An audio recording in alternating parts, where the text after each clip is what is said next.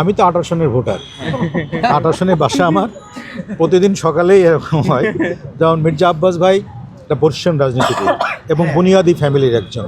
তো এখানে পাহাড়ের গায়ে ঢিল মারলে তো পাহাড়ের কিছু আসে যায় না, ঢিলটাই এক পর্যায়ে যে গুঁড়া হয়ে যায়।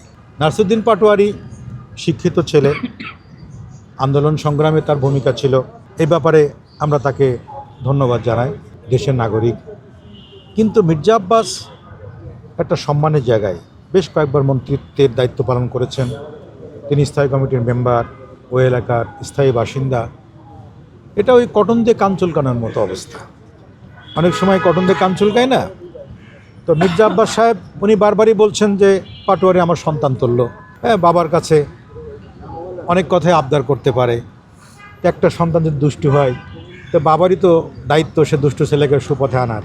তো উনি সেভাবেই তাকে ট্রিটমেন্ট করছেন এবং সেভাবেই তাকে উপদেশ দিচ্ছেন যে বাবারে, তোমার যদি কোনো কিছু বলার থাকে আসো, বাসায় আসো, খাওয়া দাওয়া করো, একসাথে বসি, বাপ বেটা কথা বলি।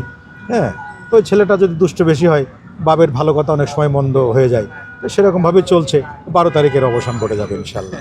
নির্বাচন যথেষ্ট প্রতিদ্বন্দ্বিতাপূর্ণ হবে, কারণ তারেক রহমান সাহেব আগেই বলেছেন এবারে নির্বাচন কঠিন নির্বাচন হবে, কারণ সবাই অংশগ্রহণ করছেন।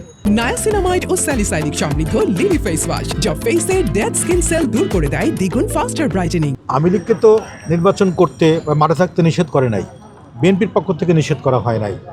আওয়ামী লীগ নিষিদ্ধ যখন করার কথা বললো তখন বিএনপি কিন্তু বলছে যে নিষিদ্ধ করার পক্ষে আমরা নয়, কারণ গণতান্ত্রিক রাষ্ট্রে সবারই মুক্ত রাজনীতি করার অধিকার রয়েছে। আওয়ামী লীগ মাঠে নাই তাদের কর্মকাণ্ডের কারণে, তারা জনবিচ্ছিন্ন হয়ে গেছে। যারা পালিয়েছেন তারা নিজেরাই নিজেদের কাছে অপরাধী। তারা মানুষের টাকা লুট করেছেন, মানুষের অধিকার হরণ করেছেন, বাংলাদেশের সুস্থ আবহাওয়াকে লুট করে ফেলেছেন, চাঁদাবাজি করেছেন। একজন মনির খান বিশ্বাসের জায়গায় দাঁড়িয়ে আছে দীর্ঘ 30টি বছর।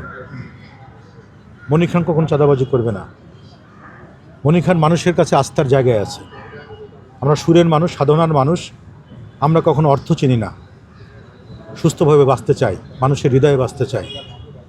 আর যারা অর্থকে চিনে, যারা গোপন পথ থেকে অর্থ ইনকাম করে বিদেশের মাটিতে পাহাড় গড়েছেন, তারাই দেশের মায়া, দেশের মাটির মানুষের কাছে থাকতে পারে নাই।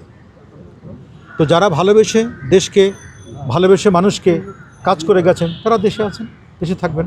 প্রচুর পরিমাণে তারকা নেমেছে, কিন্তু আমরা ভাগ করে দিয়েছি। যেহেতু আমি নির্বাচন পরিচালনা কমিটির মেম্বার এবং সাংস্কৃতিক উপকমিটির প্রধান, তো আমার নেতৃত্বে সারা বাংলাদেশেই আমি আমার সংশ্লিষ্ট কর্মীদের ভাগ করে দিয়েছি, কারণ এক জায়গায় থাকলে তো প্রচারটা কমে গেল।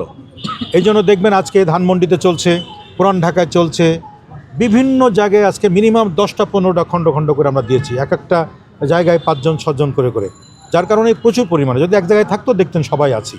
এটা মিডিয়ায় দেখবে বাংলাদেশের মানুষ যে সব জায়গাতেই সাংস্কৃতিক কাজ করছে। হ্যাঁ, এটা আমাদের একটা নির্বাচনী একটা কৌশল। সারা বাংলাদেশে মানুষের অন্তরের একজন মনির খান আমি তো এমপি হলে একটা জায়গার দূরে থানার এমপি হতাম, আমি তো সারা বাংলাদেশের মানুষ। সেক্ষেত্রে আক্ষেপ বা ক্ষোভ কোনো কিছুই নাই। আমরা বাংলাদেশের জন্য কাজ করতে চাই, তারেক রহমান ভাইয়ের সাথে কাজ করতে চাই, আমরা ধানের শীষের পক্ষে কাজ করতে চাই, সারা দেশের মানুষের হয়ে থাকতে চাই। নায়াসিনামাইড ও স্যালিসাইলিক সমৃদ্ধ লিলি ফেস ওয়াশ যা ফেসের ডেড স্কিন সেল দূর করে দেয় দ্বিগুণ ফাস্টার ব্রাইটেনিং।